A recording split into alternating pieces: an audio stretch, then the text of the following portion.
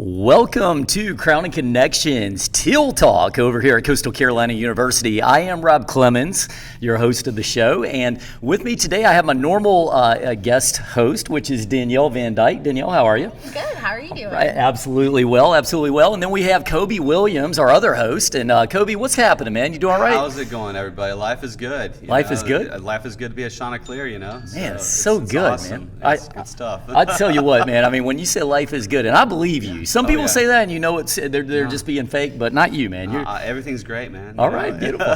and of course, we have a very special guest today with us, and Sandy Davis from the Myrtle Beach Regional Economic Development Corporation. Did I do good? You did great. Hi, everyone. Thank you for having me today. Absolutely. Great to have you. And for the people listening to the show, obviously, this is our second show at Coastal Carolina, and we're really excited about this. We're hoping to create a connection between Coastal Carolina and the community. Obviously, it has a great connection, but we want to continue to build on that. At Crowning Connections, our goal is always to, show the people behind the successes you see. And we talk so often about working hard and all the effort that goes into being a leader, but a lot of times people don't see what the perseverance behind that was. So that's part of our goal, and none better than Sandy Davis today. So we're glad to have you. Thank you. Absolutely. So as we like to do on the show, we're going to get started with our morning segments here, and we're going to start with Kobe with Happenings with Kobe. I love that hashtag, by the way. I saw that on the post the other day. I was like, I'm a fan of that. I'm a big fan. He's a fan. Hashtag Happenings with Kobe. I'm a hashtag now. I love it. And by the way, I mean, is it because your name's in it? Yeah, no, exactly. That's exactly why. I was like, okay. It's like, that's a great hashtag start. now. It's I a love good it. hashtag. I love it. It really is. It really is.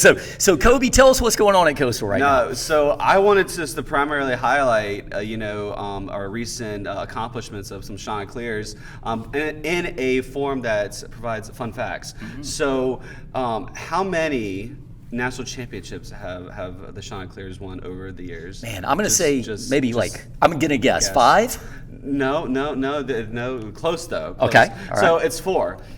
You think that it's the 2016 baseball championship, which at the time of this recording happened exactly 6 years ago today. So wow, that's so cool. It popped up on my Facebook this morning. Put that across the screen. That's really cool. No, that was really cool. And the other one that before that was the 2009 rugby team, men's rugby team. They won the Division III national championships, which I didn't know. I knew about the rugby team for years, and it's like I went to class with a lot of those guys, and I didn't know about the national championship until yesterday when I was having lunch with one of my buddies over in the HCC Center.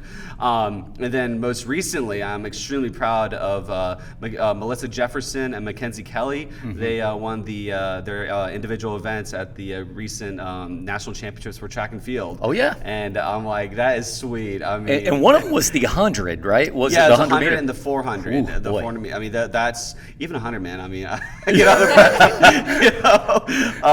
and I mean, I'm extremely proud of them. And the Coastal Carolina is too. I mean, they got shout outs from Magic Johnson, I think I saw on Twitter. I was like, so cool. Yeah, it's awesome. I mean, I love that kind of publicity for Coastal Carolina, and they're just we got some great people like that representing our university. And man, we're gonna have to get them on the show, by the way, Kobe. I mean, that's that a great kind of idea, but that was just like the main thing that I just want to talk about. I mean, there's progress on all the facilities around here, the soccer stadium, but I'm extremely proud of what's going on with our athletics at Coastal Carolina. Not just football and baseball, but I mean, everyone's just doing a fantastic job. I totally agree with you. And by the way, when I went to Coastal here, I was always amazed. Even back when I went, I was amazed at the fact we were able to get these people from New Zealand and Australia to come to little tiny Coastal Carolina, and we were a little smaller at the time I was here, but they would come in here and just dominate in track and field and things like that. I had an Tennis Irish too. roommate.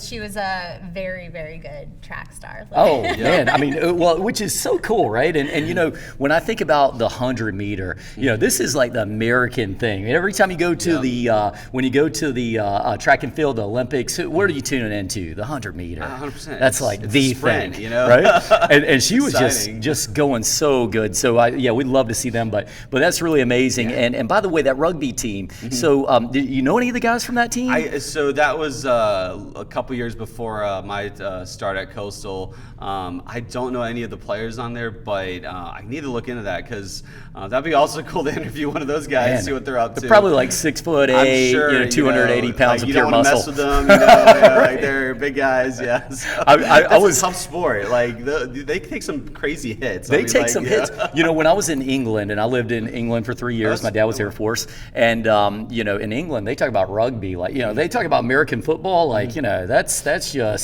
that's like rugby for little girls. That's how they talk in England. I'm like, wow, that's right. There's 3 levels though. There's football, there's rugby, and then there's Australian rules rugby. And clotheslining is legal in that. It's intense. Highly suggest watching it. Oh, 100%. They throw people in the air. It's insane. I've seen a clip of it because they were in the news recently. Australian rules football. I don't know what the news was, but I remember watching a clip and it was intense. Like I was like, oh my, Australian rules. I'm not doing that. They're probably drinking beer while they're playing and stuff. They're just so different. Drinking sweet tea on my back porch and watching the YouTube video. And I'm like, yeah, I'm not doing that. Yeah, no, all right. Fair enough. Well, Kobe, appreciate the update on what happenings with Kobe. Yeah, very good stuff. Hashtag happenings with Kobe. Hashtag. Yeah, exactly. And then we have hashtag time at Coastal with Danielle Van Dyke. We're still trying to come up with something catchy. I mean, Kobe has the great hashtag, but I'll find my niche soon. But I figured, a lot of things that people really talk about when they're thinking about Coastal and stuff is the massive amount of growth that's happened recently. I mean, it kind of ties into what you were talking about, the soccer stadiums and stuff. And just, I remember when I first started going here, and it's still got that really kind of small, intimate feel, but the amount of growth that has happened here over the years is just amazing. Not even just with sports, but with some of the colleges and the different academics that are being offered and the buildings that are being built constantly. So, I mean, especially with having you here today, I definitely wanted to highlight that and just kind of talk a little bit about, the amazing amounts of growth that has happened at Coastal recently. Listen, we just finished off week 3 of orientation for our freshman class, and I love it, man. I mean, I love the amount of incoming freshman students on campus and their parents. I've actually given a few tours of campus, coming through my part of the Wall College. Did you take them to go get some fried chicken? I didn't take them. Fried chicken Fridays. I just, I'm really good at just giving a really cool behind-the-scenes tour of Coastal. I bring them on the football field and the baseball field. I know security pretty well, so I've had a couple. I've had a couple. Behind the scenes exactly. I can get, but that's awesome. I mean, talking about the size of the school right now. I mean, I think we're aiming to or projected to have over 2,789 student incoming freshmen this year. That's very good. Yeah. It's awesome. I mean, that's going to crush the previous record, which was set I think last year.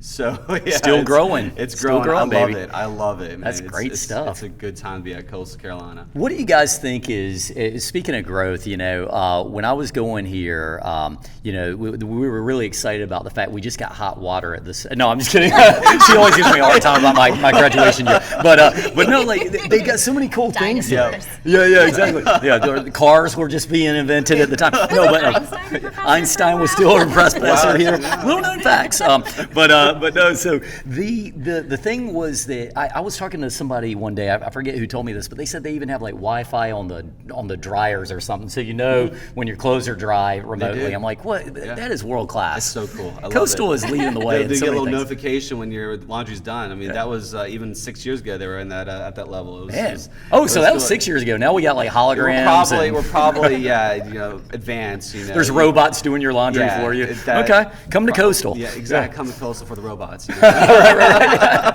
And leave for the education. There you go. All right. Perfect. Well, enough with us in our silly banter here. But Sandy, on to yourself, and we really appreciate having you on the show today. You have been with the Myrtle Beach Regional Economic Development Corporation for quite some time now, and I've followed what you've done. You've done great things. Tell us a little bit about yourself for the viewers who are meeting you for the first time. Well, I am from Horry County. Wow. I have been here all my life, graduated from Loris High School. Go Lions. And attended Horry Georgetown Technical College and also Coastal Carolina University, probably before any of you all. So when you were saying that about the hot water, I'm thinking about when we got cable in Loris. So it has been a long time. Yeah. And I just enjoyed our area. I enjoyed the small town feel. I did not want to move away. I did come from a house with all females, and I just felt like I was better suited to stay here.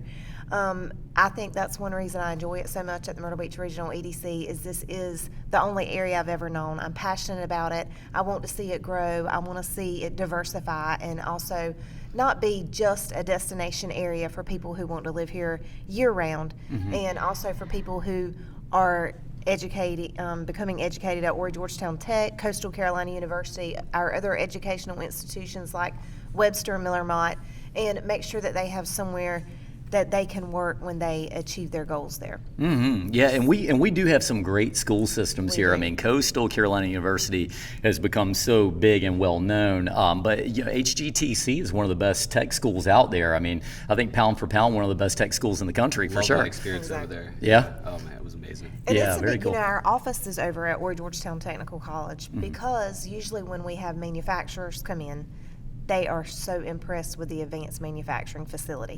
Of course, everyone knows about Coastal Carolina University, especially after winning the 2016 baseball championship.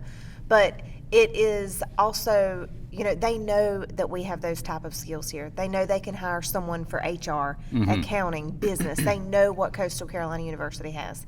The struggle for manufacturers is trying to find people who still want to be in that industry. So our program, compared to what goes on around the U.S., from what I'm hearing, is that we actually have a full program with a waiting list on the Conway campus for advanced manufacturing. Wow. Georgetown campus is pretty full. I don't think they have a waiting list right now, but that is important to manufacturers, is seeing that in a destination area and an area that is as well known as Myrtle Beach, that they do have the workforce here that would be able to build their business. And this is a huge key because I think one of the things that has been on the radar for Myrtle Beach for quite some time is providing jobs for our students too. You know, I think too often, you know, a student graduates college, very good, I've got my degree, ready to go conquer the world, but now they're looking for a good professional job out here. Talk about how you guys have tried to lead the charge with bringing in businesses that can hire our students. Definitely. So one of the things all over the United States right now, top problem is workforce. It doesn't matter where you go, even out of the U.S. I mean, top problem right now is workforce. And when companies come in, that's the first thing they want to know is tell us about your local school district. Tell us about what's in a radius 45 minutes to an hour from here, what programs are offered at your high school level with your trade schools, and also your higher institutions. So I think it's very important that we showcase a lot of the trades because, as you all know, what we mostly try to recruit requires a lot of trade skills. So a lot of our high schools do have great programs, and they are able to showcase those when they come out. We have construction management, which, you know, is not just about home building. If we have a company who is building furniture, they need the same skills. Cabinets, and anything really that they are looking to do. Welding is very big, advanced, the CNC, like PTR uses, Technoware, and workforce is everything. So in order for them to be able to decide where they want to locate, they want to see what's going on in Horry County schools. How early are we actually reaching out to those students and showing them what industries we have in our area, what type of skills they would be able to utilize here, anything that we can do to help students understand that not everyone can be a doctor or a lawyer. Yeah, well, that makes a lot of sense. So what would you say is the hierarchy of checklist that a company goes through when it's deciding if it wants to relocate to Myrtle Beach or anywhere really, but you know, obviously they're looking for workforce, but what other kinds of things are you trying to accentuate about Myrtle Beach when you're saying, hey, you know, come here and start your company or relocate your company? The cost. Oh, okay. First is usually the cost to do business in an area which South Carolina is a very business-friendly state. We offer great incentives. In addition to that, I have to give a big shout out to Horry County because our county also offers incentives in addition to what the state offers.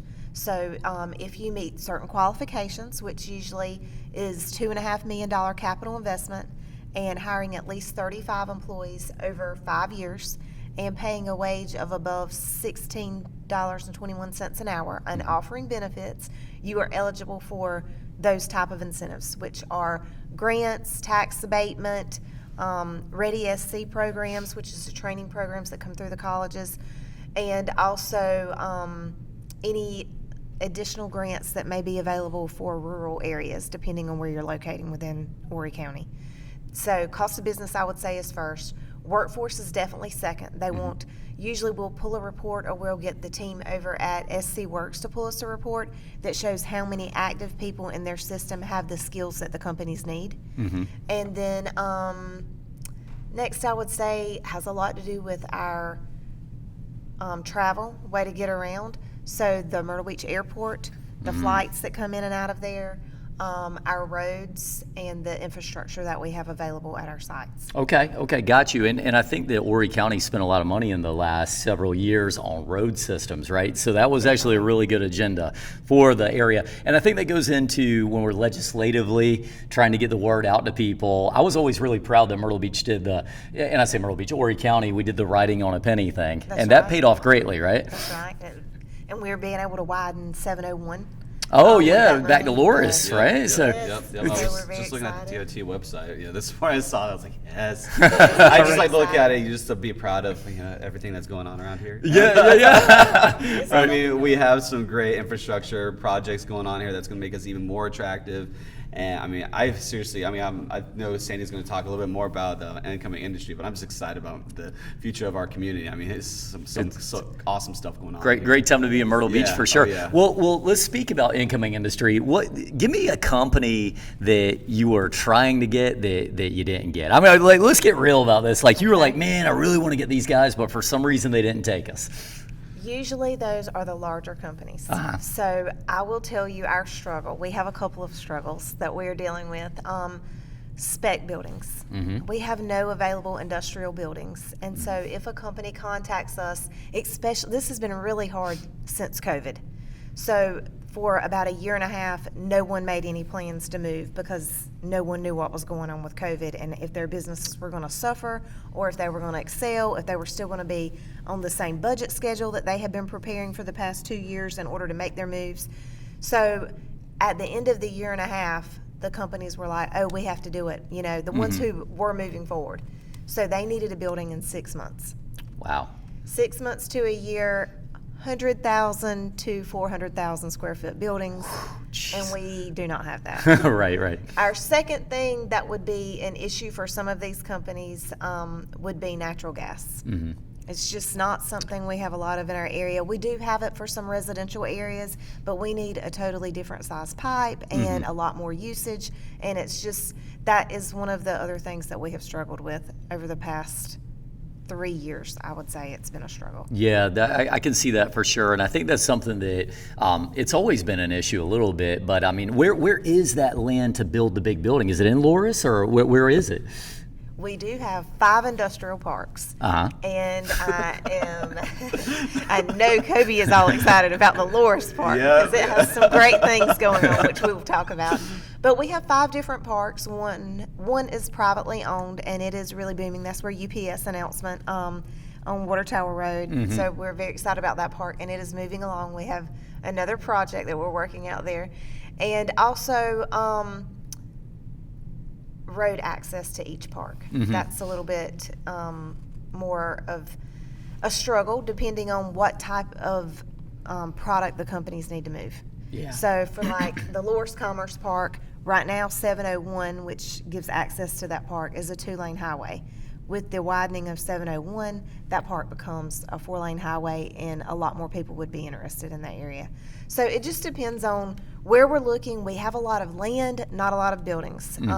Horry County recently gave us $1 million to purchase some additional land across from our Ascot Valley Park, which is located off of Highway 701 and Highway 22.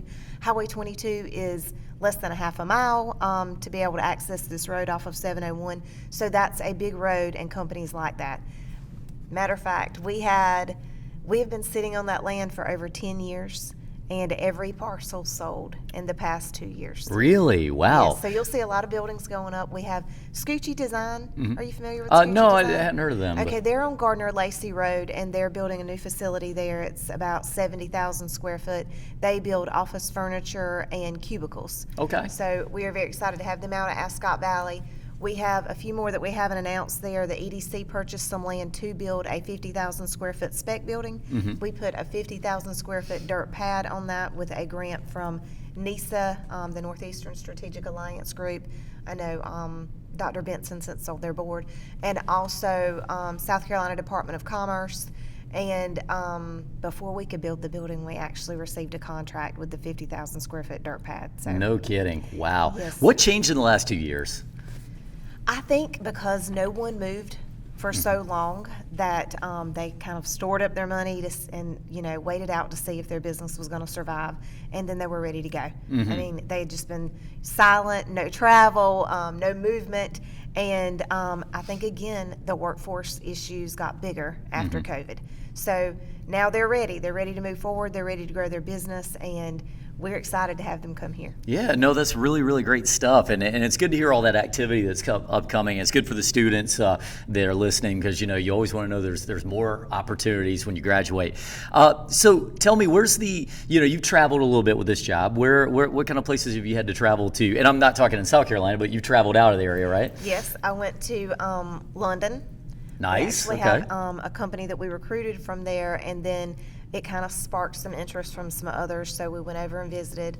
That was quite an experience. Okay. Did you have some tea and biscuits? I did have some tea and biscuits, and it's very hard when we're out recruiting because during a recruitment time, you have a list of companies that are already set up for you to meet with, and these companies are typically an hour or 2 hours away from each other. Unless you get really lucky, you might get a couple together. So every day you pack up in your hotel and you go to a different area. Well, it's very hard if I want to Uber or take a cab and I'm not coming back to my hotel and I have a luggage that I have to take with me on my businesses. So it's always best to rent a car. Okay. So you're driving on the left-hand side of the road, on the right? left-hand side of the road. The speed limit, is listed in kilometers instead of miles per hour. And the first thing I did was drive out of the car rental place, which was located at the airport, into a roundabout backwards. Oh no! So luckily everyone there was really, really nice, and they all stopped and they were just facing me, and I had this rental car that was different. I probably should have checked it out a little bit more, but I was able to just drive out when I got it. The reverse, you had to push it looks like a signal light, but you have to push it up. And I couldn't figure it out, and I was sitting in the roundabout, and I was just, this man, I can still see his face. He was in this van, and he was just staring at me, and I was like, ah! And he was just laughing, and he's like, you got it, and finally I figured it out. But that was my last time on the wrong side of the road. Oh, right. I was gonna say. I thought about it before I pulled out and before I did anything. I just wanted to make sure I was on the right side of the road, and I was like, why did I think this would be a good idea for me to drive? Yeah, you're right. Uber all the way. Those roundabouts can be intimidating for anybody who's not been to England. And by the way, in America we have stuff, I think we call them rotaries sometimes. If you go up north, you'll see these things. But the roundabouts in England, they can be like 2 and 3 lanes. Yes. And you're just, it's quite intimidating, as I would say over there. Very much so. So you've been to England. You did a little bit. Did you get to go see Big Ben and all that stuff, or are you just all business while you're doing it? It was all business. Actually, my flight, I was supposed to arrive at 11 p.m. on a Sunday night, and I didn't arrive. My flight was canceled in New York and postponed, and then we ended up not arriving until 7 a.m. on Monday morning, and I had a 9 a.m. meeting. Oh boy! So it wasn't really, What does Sandy Davis do to fire herself up when she's feeling a little tired? A cup of coffee. Unlike Kobe. Kobe told me that he drank like a pot of coffee this morning. Half a pot this morning. I have a pot of coffee. Just one pot? It was Man, you're cutting back? My mug is like, if it's half a pot of coffee in it, and I already went through the whole thing. Oh, okay. Well, very good, very good. Yeah. I gotta start mine off with espresso for sure. Do a little espresso, right? I'm not a Jumpstart coffee the day. drinker. I don't do it every day, but that day, I felt like I had sand in my eyes, so I felt like some Visine and a cup of coffee you got me going. Especially, I guess if you don't ever drink it that much, when you do drink a cup of coffee, it can really get you going. It'll get you going, it really for sure. helped me out, yes. That's really cool. So you've been to England. Any other cool countries that you would shout out? No? Not really. The only other place really that I've been outside of the U.S. is Canada, and it is actually Toronto is one of my favorite places to go. And we got to give a shout out because Danielle, you got some Canadian vibe. Half Canadian. My whole family lives in New Brunswick. Oh, really? Yeah, I That's have great. some in Ontario and things. I feel like they are the most like us. I mean, Most, like, yeah. whenever They're like we a visit, they more speak- casual version of us. Yes, You know? exactly. So nice. When they speak, when they see us, and you go places like in the U.S., Ohio or Connecticut, and you're walking the street, people do not speak to you like that. It's really only here, Texas, Toronto. A lot of other areas are not as friendly as we are here. Mm-hmm. And I think that's another thing that companies like when they visit our area is that's something they always tell me is that everyone here is so friendly and treated them with such great hospitality. So Absolutely. shout out to Horry County. Shout out to Oregon. We don't use our horns as much down here as other places. No. And when you're on the road, like if you ever go down to, and I love, I've been all across the country, but if you go to like a Miami, it's just horns. It sounds like a little symphony of horns when you're driving. Now here, if you use your horn, I mean that means something bad happens. Yes. Yep. You know? Yeah. I'm looking around if somebody blows a horn. You go to New York and it's just like the drivers don't even turn and look. I mean, I got stuck in an Uber in New York one time, and like it was a snowstorm, like a freak snowstorm that had happened. So I was in this Uber for almost an hour trying to get to the airport, and it was just that's all you heard. It was just horns. It's just all like a around good you. hello in the morning for them. Right. yeah, they don't like it bothers them. Right. Absolutely. Well, so let's go back to your coastal days. When you came to Coastal Carolina, what did you come here to do? Was it business school or Yep, I did business education. Actually. business? Oh, okay. Yes. So I was in accounting. okay, So, accounting. Now, Yes. did you pursue that career or did you do something I did else? pursue business education. I did not pursue accounting. I had the 2-year degree already. Yeah. So I thought that I might just want to do that. And once I started the business education, my goal was that I would teach at Horry Georgetown Technical College. Okay. And I did do that for a semester, but I was offered another job, and so it just didn't work out to do both. And I did accounting. I became the controller of Carolina Southern Railroad, and I worked there for 11 years, and then I left there to come to the Myrtle Beach Regional EDC to be the director of operations, and then became a project manager, vice president, and then president. Right, and I remember that process. I think Josh K preceded you, correct? Yep. Well, Josh K preceded me. Brad Lofton actually hired me. Right. And then we had Jim Moore, and then Josh K, and then now me. Very nice, very nice. What was that process like? Because obviously, as businesses, we always talk about promoting from within. But for yourself, I remember there was a process where they were kind of deciding what route they were going to go. What was that like for you? Did you have to interview for that, or was it just, hey, you're the right person? I did not actually interview. They came to me prior to another president being hired, and I said no. I do not want the job. I do not enjoy getting involved with politics. And I liked it where I was. I liked being able to recruit and still write grants, keep up with everything, and not being over anyone. So I kind of felt like that was what I enjoyed doing. And then after Josh left, Josh had actually pushed me a lot to complete my International Economic Development certification, and I have completed all those courses now, and it was due to his push. And I think once I learned more and I felt a little bit, more that I understood more about what I was doing, that I decided I would try it for a 3-month period and just see how it went. And at the end of the 3 months, I really liked it. The board was happy, and they were like, will you take it? And I accepted, so then we didn't have to advertise. Very, very nice. And you've done a great job. I mean, I think you. I anybody appreciate here knows that you've really been working hard to get everything where it is. So we appreciate that for sure. Tell me, what's the biggest project that you can think of that might be something people want to hear about? Our most recent announcement for technology, which could relate back to a lot of programs at Coastal Carolina University, is our Subsea cable. This is a Subsea cable. I'm not sure if any of you are familiar with it. Virginia Beach has a area where Subsea cable comes in. It is whenever I first got the call, I was like, these people are pulling my chain. I do not know. They're making this up, because, you do get some crazy things. But after looking into it and they told me where I could find it, I went and looked. There are a lot of subsea cables around the U.S.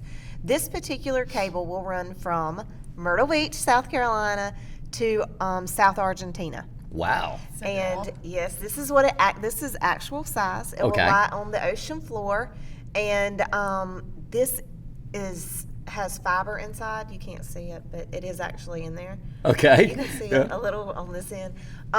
This protects the fiber, and it's a lot.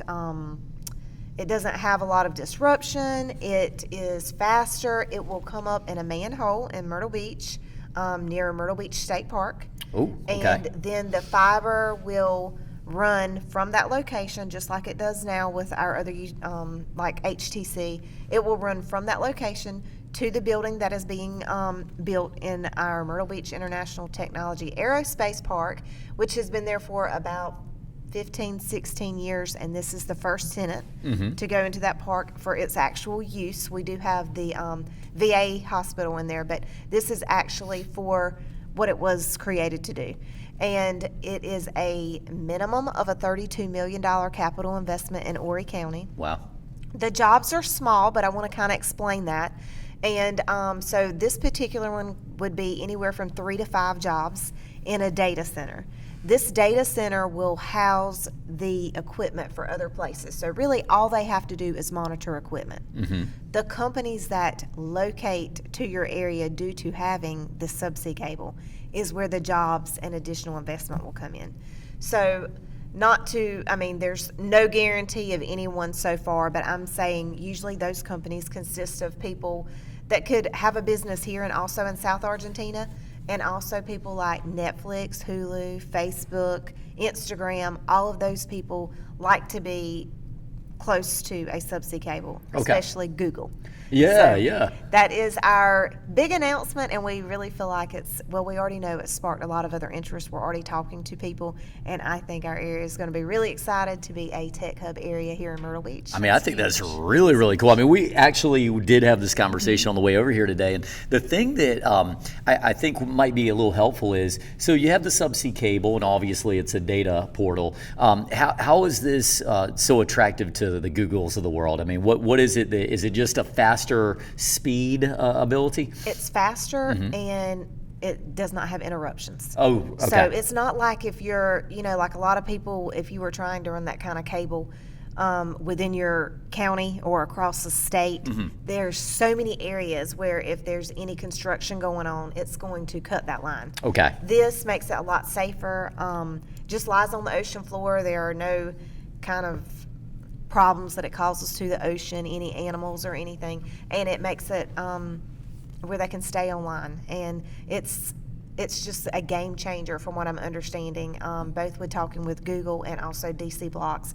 This is DC Blocks' first project with a subsea cable. They are a data center, but this is their first project with a subsea cable, and they are as excited as we are. So. I mean, I think it's extremely exciting. It's extremely exciting. It's coming to Myrtle Beach in Horry County, I think. And you talk about the park. That's right outside the airport, correct? That's right. All right, got you. I think that's a fascinating opportunity. Have you ever heard of, in your time of dealing with developing and things like that, have you heard of these smart cities? They're the cities where, everywhere in the city you have a free Wi-Fi, and you have these sometimes self-driven cars and stuff. Have you heard of this stuff? Yes, I have. There's some big ones in Florida, right? There are big ones in Florida. There's also, I visited one in, I cannot remember the name of it. It's where we actually had an IEDC course, and that's what they were showcasing. Yeah. And I think Myrtle Beach is going to move forward with some of that to become more of a smart city. Our HTC Aspire Hub is a great thing in Myrtle Beach. And then all of the smart cars now and having charging stations. Oh, yeah. That is something that I also have been talking to a company about that says they like to locate near a subsea cable. Wow. For some reason, they use a lot of connectivity like that, too. I'm not really sure what the connection is. But it seems to be something. So maybe Myrtle Beach can be a smart city one day. I'd love to see that. Coastal's got some of those charging stations on campus thanks to Santee Cooper. So we got some actually just across the street. So. Well, one thing I can say about Coastal is it's truly a progressive college in the sense of they're always looking to that next thing. When you drive into the campus, if you haven't been here before, there's solar panels on the platforms up front. And so I know that Coastal's never been one that has shied away from investing in good technology. And the things like the Coastal 411 we were talking about the other day, just the information portals and all that. 411, yep. Shot 411, thank you very much, Kobe. That's why he's on the show. To fact check me. They're literally going to come to me and they got it wrong. I'm like, so I had to point that out. Yeah. Oh gosh, I tell you. No, I didn't mean to do that. So signing off as but Sandy, let's dive into a different thing. Internships. Obviously, you deal with a lot of companies in the area. Tell me a little bit about are any of the companies here actively looking for internships for Coastal students or things like that? Yes. Anyone who is interested in working with any of our companies, and we will be putting this on our website. It's mbredc.org. We have a video coming out, and we are going to showcase 4 companies at a time that tell the kind of skills they need. Also, these internships are usually paid, and there is also a program called Apprenticeship Carolina. And if you want to get in touch with them, or if I can help you in any way, please reach out to us. We're more than happy to set up some internships once we know your interest. And also we have all of our partners, such as Monarch Roofing, Coastal Carolina University, on our website. And we have the contact information for each person on there. If you are not able to find out anything about internships from those contacts we have listed, feel free to call our office, 843-347-4604, and we will direct you.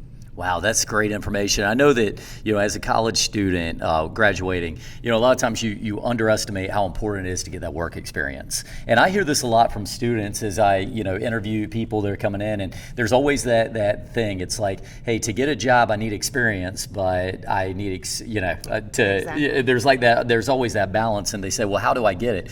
Well, if you can do an internship, and as you said, most of these are paid. I've done paid internships at Monarch Roofing, but I think that's a place that it's easy to go out here, especially in Myrtle Beach, South Carolina, and work as a waiter or waitress and make big money during the summer.